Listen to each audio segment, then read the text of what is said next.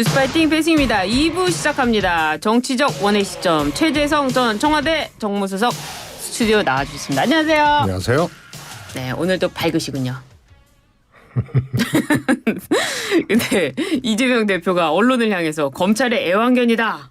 여기에 또 친명 의원들까지 나서서 애완견이라고 높여줘도 난리냐 하면서 원색적인 표현을 쓰면서 논란이 거세지고 있습니다. 민주당의 비판이 좀 도를 넘고 있다 이런 지적도 나오는데요. 언론을 향한 비판 어떻습니까?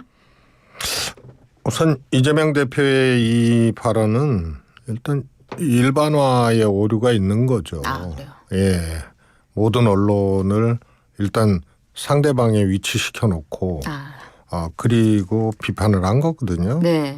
그래서 뭐 표현도 사실 당대표 또 정치 지도자가 하는 표현으로는 제가 보기에는 뭐 매우 부적절한 표현을 했다고 매우 부적절. 보고요. 예. 그래서 그런 두 가지의 문제점이 있는 발언인 것 같고요. 네. 특히 이제 친명계 의원들이 네. 뭐 이런 얘기들 있잖아요. 애완견에 대한 애완견이라고 표현한 건 애완견에 대한 모독이다.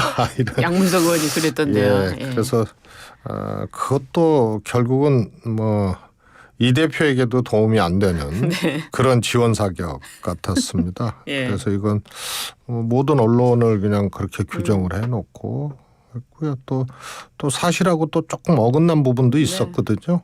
예, 이 대표가 발언하신 내용 중에 예. 안부수 재판 그렇죠. 판결문하고 또 이번에 이화영 재판부 판결문하고 네. 쌍방울 똑같은 주체를 놓고 대북 사업을 하나는 주가 조작, 예.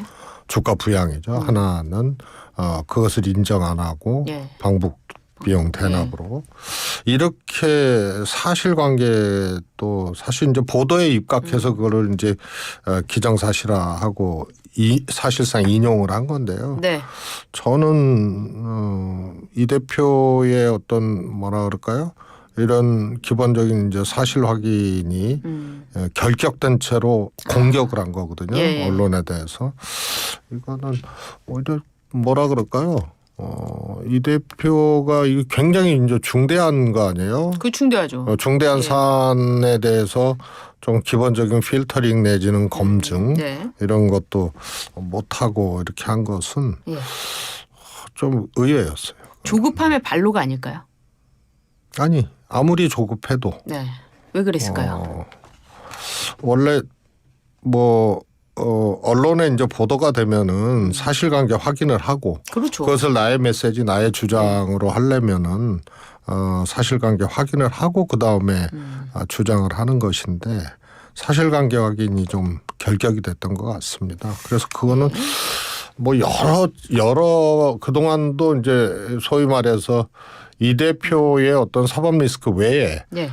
객관적인 어떤 리더십, 능력 이런 것에 대해서 좀 저 개인적으로는 좀 아쉽다, 부족하다 이렇게 좀 얘기를 해왔는데 이번에 그 사실관계 확인이 안 된 채로 이런 강한 주장을 하신 거에 대해서는 역시 이제 그런 문제가 또 리더십에. 나타난 것이 아닌가. 이건 아쉽다. 조급함하고는 조금 다른. 리더십이 아쉽다. 근데 이재명 대표는요, 자신을 대북 송금 사건으로 기소한 검찰을 향해서도 이화영이 바보냐, 상식에 어긋난 주장이다 하면서 공격을 했습니다. 검찰에 대한 그 공격 발언도 수위가 높아지고 있어요. 저는 사실 저 개인적으로는 네. 이번 대북 송금 사건 수사 또 이런 이제 재판 과정에서 조금 판결에도 좀 아쉬움은 있어요. 뭐 있을 수 있죠. 예. 그런데 이제 특히 수사 과정에서 이렇게 보면 안부수와 김성태의 진술도 바뀌거든요. 바뀌죠. 예. 그래서 쌍방울의 투자와 주가 부양을 위해서 네. 대북 사업 송금 이런 것을 했느냐라는 조사에서 맞다라고 둘 다 얘기를 했다가 나중에 진술을 바꾸거든요. 네. 그래서 진술을 바꾸는데 안부수의 경우에는 처음에는 몸이 안 좋아서 그랬고 이제 몸이 좋아지니까 정상으로 돌아와서 기억이 새록새록 난다고 이렇게 또 진술 변경의 이 핑계 그렇지. 이유를 네. 그렇게 대거든요. 네. 그래서 전반적으로 수사 과정이나 이런 것에 조금 문제가 있다. 그리고 또 진술의 신빙성도 네. 문제가 있다. 또 판결도 매우 아쉽다. 이렇게 보고 있습니다. 그래서 검찰을 향한 이런 뭐랄까요? 비판 네. 이런 것은 저는 뭐 할 수 있는 부분이라고 생각을 하는데 네. 이것을 이제 특검으로 검찰 수사 예. 과정을 특검으로 하겠다는 것은 그거는 조금 또 동의할 수 없는 좀 너무 나간 주장이다. 나간 행위죠. 나간 행위다. 나간 행위다. 대북소급 특검은 반대한다. 이 말씀이시군요. 그 언론단체가요. 그래서 언론인에 대한 과도한 망언을 사과하라. 이렇게 또 촉구했습니다. 어떻게 보십니까? 뭐 그렇게 할 만하죠. 네. 사과해야 될까요? 우선은 예. 보도한 것 자체에 대해서 애완견이라고 표현을 한 것도 그렇지만 예. 보도한 것 자체에 대해서 그걸 받아쓰기라고 얘기를 했잖아요. 네. 근데 이제 모든 언론을 대상으로 했거든요. 그러니까요. 일부 예. 언론 내지는 뭐 특정 언론 이런 표현을 한 것이 아니고 예. 그게 이제 실책이라면 실책이고요. 사과해야 되겠네요. 예. 그다음에 그런 뭐 이 뭐랄까 일종의 이제 받아쓰기라는 것도 안 할 수가 없잖아요. 언론에서. 예를 들어서 뭐 그렇죠. 피의 사실을 공표하는 것은 네. 그거는 검찰이 사실상 범법을 하는 건데 그런 피의 사실을 흘리거나 공표하거나 뭐 이런 것에 대해서 보도를 안 할 수는 없죠. 그렇죠. 그러나 여기에 언론의 어떤 자기적인 행태라든가 뭐 해석 또 뭐 이런 이제 이 기사의 흐름들을 또 인위적으로 이렇게 덧붙이거나 가져나가거나 이런 것들은 이제 문제일 수 있어도 보도하는 것 자체를 문제 제기를 하는 것은 좀 과도한 것이죠. 알겠습니다. 이 뭐 관련해서 사건이 뭐 안부수 재판이라든지 뭐 이화영 판결 두 재판이 양립 가능하다. 뭐 두 가지 목적이 동시에 있을 수 있다 이렇게 되는데 만약에 양립 가능하다면 검찰의 조작 수사라는 어떤 민주당의 주장이 결국에는 좀 힘이 빠지는 거 아닙니까? 아니 그런데요. 저는 오히려 그 안부수의 판결문은 그 재판부가 주가 부양을 해서 했다라고 판단을 한 것이 아니고 검찰의 이제 이 기초 사실이죠. 예. 그것을 그 보도에서 좀 착각해서 보도를 한 거거든요. 그러면 오히려 의문이 예. 검찰은 오히려 네. 쌍방울 대북 송금이 쌍방울의 투자 및 주가 부양으로 그렇게 수사를 해놓고 왜 이게 바뀌는 과정이 있었느냐. 그러면 진술 하나거든요. 예. 당사자 진술이 바뀐 거예요. 그러면은 공소를 제기할 때 이 투자 및 주가 부양이라는 이 검찰의 주장, 예. 검찰의 사실들이 결국은 그것이 신뢰할 수 없는 변경 과정을 거쳐서 이화영한테 이제 적용되게 되는 이런 게 오히려 더 의문이죠. 그래서 검찰을 향해서 무슨 일이 있었느냐. 네. 너희가 그렇게 얘기를 해놓고 이렇게 했어야 맞는 얘기죠. 그래서 여러모로 봤을 때 검찰의 수사 방식 행태 이런 것은 그야말로 심각한 저는 문제가 있다고 보고요. 그것은 이재명 대표를 이 쌍방울 대북송금 사건에 이재명 대표를 먼저 설정을 해두고 다가간 수사이기 때문에 그런 무리한 수사 또 스스로들을 부인하는 수사 과정 이런 것들이 있지 않았나 싶습니다. 근데 그 사이에 변경된 거는 또 김성태 회장이 체포가 되고 안 되고의 문제도 있고 또 그게 동시에 될 수도 있어요. 주가 부양을 하지만 그 주가 부양을 위해서 방북 목적도 있을 수 있는 거 아닙니까? 여러 가지. 예. 저는 민주당이 김성태 안부수 그다음에 방 부회장 3명에 대해서 위해 모증으로 모해 위증으로 예. 이제 고발을 했는데요. 그거는 타당하다고 봐요. 모해위증. 이 사람들의 진술이 바뀌면서 이화영 판결에서 소위 말해서 이제 대납으로 예. 방북 대가로 그렇게 적시를 이렇게 했던 거죠. 이제 이재명 대표에 대한 이 판단은 안 했습니다만 네. 하여튼 그렇게 성격 규정을 했기 때문에 네. 이재명 대표가 또 기소가 바로 되고 그래서 이분들이 석연치가 않고요. 네. 저는 뭐 검찰 수사 과정에서 검찰의 작동이 예. 이제 진술 변경하는 과정에서 여러 가지로 저는 있을 수 있었다라고 봅니다. 네. 특히 이제 안부수의 딸의 김성태 회장이 주택을 이제 받았다 하더라고요. 예. 주면서 안부수의 진술이 바뀌기 시작하거든요. 그리고 검찰에서 이 피의자들이죠. 이 사람들이 만난 정황들이 있고 그래서 그거를 이제 소위 말해서 이제 이 범죄자들끼리 이제 짜고 친 거 아니냐? 짜고 친 거 아니냐라는 그런 이제 정황들이 있고 그래서 모해이중으로 고발을 했는데요. 그건 잘했다. 결국은 이 사람들의 바뀐 진술에 의존한 거예요. 예. 그래서 이것은 그다음에 이제 쌍방울 김성태 회장에 대해서 건실한 중견기업이라고 얘기를 했는데 누가 봐도 김성태 회장은 건실한 기업인이 아니거든요. 동종 전과도 있고 뭐 주가 조작부터 뭐 도박장 개설부터 뭐 여러 가지 전과가 있는 사람을 건실한 중견기업이 무리해서 그런 대북 사업을 할 일이 없다라고 그렇게 얘기를 하고요. 그래서 결국은 이 사람들의 바뀐 진술에 의해서 수사를 몰고 가고 기소를 하고 네. 이렇게 간 거죠. 하여튼 재판부가 뭐 여러 가지로 판단을 했을 거라고 생각이 드는데 일반 국민들은 이런 경우에는 또 항소심을 통해서 재판 과정을 통해서 구제를 받으니까 뭐 이재명 대표도 그거에 따라야 되지 않나 저는 이렇게 생각을 하는데 어떻게 보십니까? 항소심에서 저는 조금 뭐 재판에 대해서 뭐 개인이 어떤 예단하는 것은 뭐하지만요.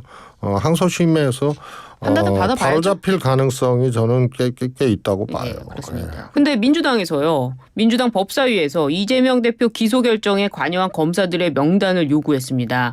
그 이화영 전 부지사한테 유죄를 선고한 판사에 대해 탄핵 운동이 벌어지는 것처럼 이 정치권과 관련된 어떤 검사 그리고 판사들에 대한 이런 과도한 뭐랄까요 타겟 이런 거는 일반 국민들 시각에서는 마땅치 않을 것 같아요.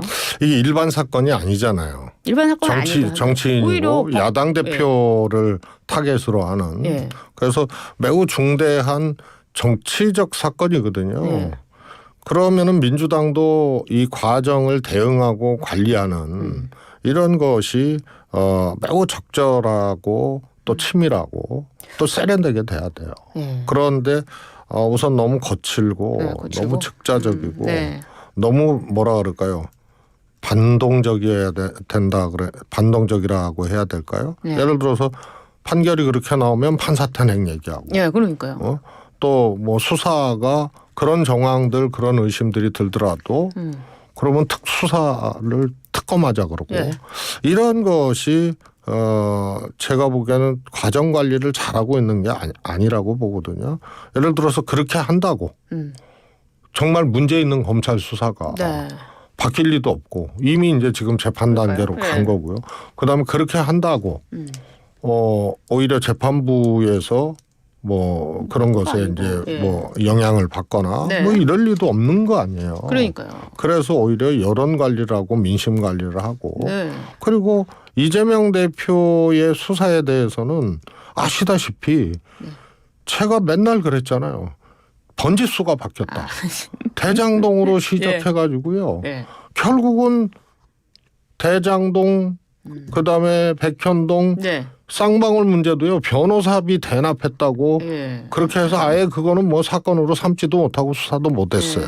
그리고 그게 대북 송금으로 온 거예요.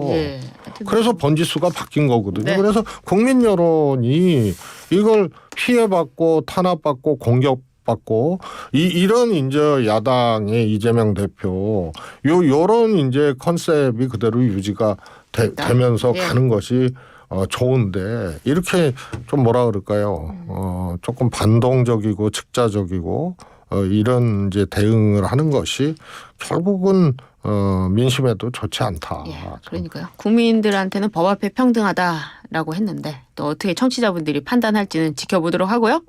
이재명 대표의 사법 리스크가 다시 주목을 받고 있는 가운데 박정훈 국민의힘 의원이 이재명 대표의 위증교사 혐의 관련 녹취록을 공개했습니다. 민주당은 음해다 이렇게 반박을 했는데 어떻게 보셨습니까? 저는 뭐 정치인들이 이런 거 안 했으면 좋겠어요. 안 했으면 좋겠다. 네, 특히 네. 상대편에 대해서 네. 이렇게 하는 것이 어차피 모든 것은 이제 판결로 재판으로 이제 귀결되고 그게 이제 종착점인데요. 예. 그 과정에 무슨 일이 있던 간에 네. 결국은 이제 판결이 종착역이기 때문에요. 네. 그거 안 했으면 좋겠고요. 예. 안 했으면 좋겠다. 근데 이게 만약에 올해 안에 1심 결과가 나올 수도 있는데 이렇게 되면은 좀 리스크가 강화되는 거 아닙니까? 우선은 영향이 있죠. 그러나 이제 대선 전까지 이제 대법원 판결이 날 수 있겠느냐인데 네. 뭐 그런 것을 뭐 자꾸 예단하고 예측하는 것이 예. 무슨 도움이 될까 모르겠습니다만 네. 위증교사 문제하고 선거법 위반은 조금 속도가 빠르고 사건의 내용이나 이런 것들이 네. 상대적으로 복잡하지 않은 이런 거기 때문에 속도는 제일 빨리 그렇게 진행될 가능성이 있는 거죠. 그래요. 민주당 전당대회에서 이재명 대표의 당대표 연임 도전이 뭐 기정사실화되고 있는데요. 어차피 친명계에서는 이재명 말고는 대안이 없지 않느냐 이렇게 내세우고 있는데 이게 연임의 명분이 될 수 있을까요?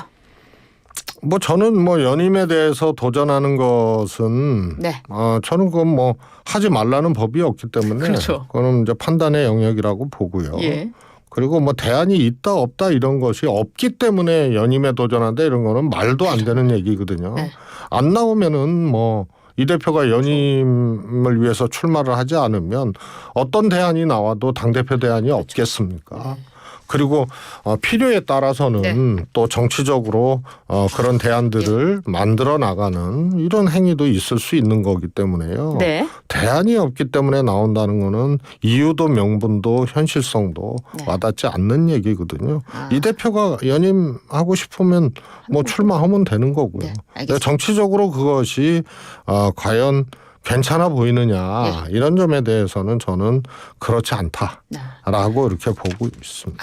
이분은 이런 질문을 빨리 드렸어야 되는데 뒤에서 제가 빨리 말씀드리겠습니다. 한동훈 전 비대위원장이 당권 도전이 기정사실화되는 것 같은데요. 한 전 위원장이 나오면 국민의힘 폭망한다 이렇게 말씀해 주셨는데 한 전 위원장이 윤 대통령과의 관계를 어떻게 설정할지 어떻게 예상하십니까?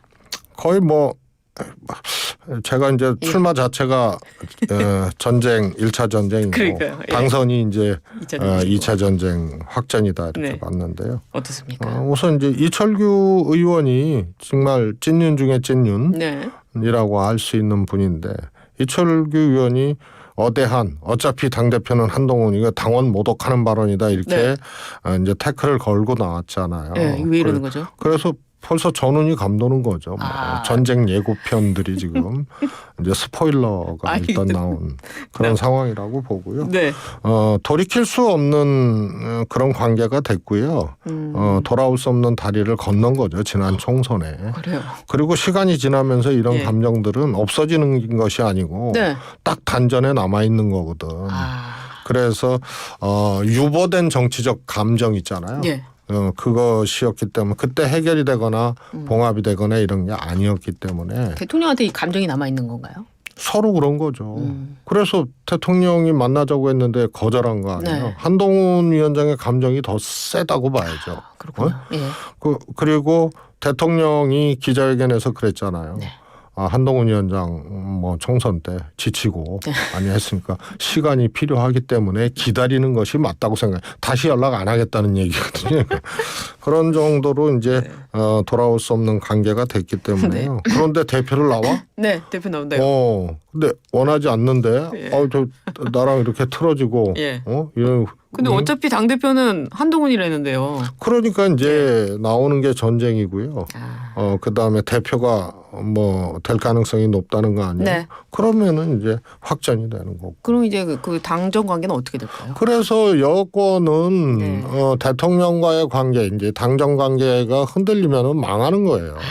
근데 그동안은 옳지 않은 방식으로 대통령실이 강하게 그립을 잡고 네. 대표도 마음대로 만들고 마음대로 자르고 네.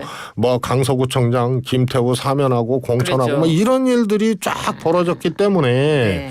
당정 관계는 당이 숨소리도 못 내는 그런 관계였기 때문에 파열음이나 충돌음은 없었지만 그게 이제 나오는 죽는 길이었고 지금은 이제 파열음과 네. 충돌음까지 알겠습니다. 한동훈 대표 체제에서는 날 수밖에 없기 때문에 그거는 죽는 것이 아니고 네. 무너지고 망하는 거죠. 알겠습니다. 오늘 말씀 잘 들었습니다. 다음에는 이 질문을 더 오래 하겠습니다. 지금까지 최재성 전 청와대 다음엔 정무수석이었습니다. 순서를 바꿔주세요. 다음에 순서를 바꾸겠습니다. 네. 앞에 민주당 얘기를 뒤에 하고 그러겠습니다. 앞에 얘기를 네, 오늘 너무 많이 감사합니다. 해요. 네, 고맙습니다.